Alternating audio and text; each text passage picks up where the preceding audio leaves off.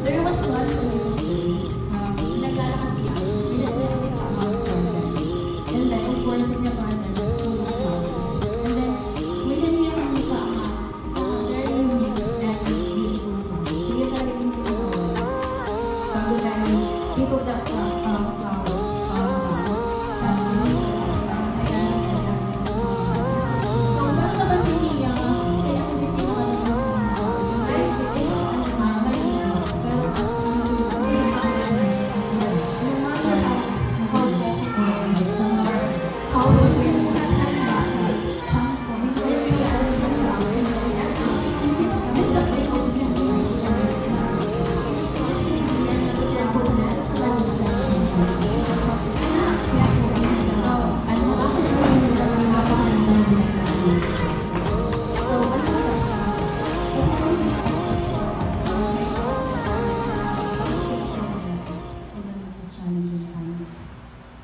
life is undeniably unpredictable.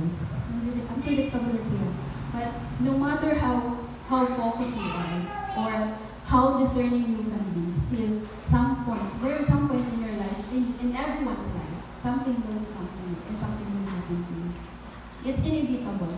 Bisa nila ng pastors, leaders, naka-encounter naman ng mga uninvited or unwanted circumstances in their life.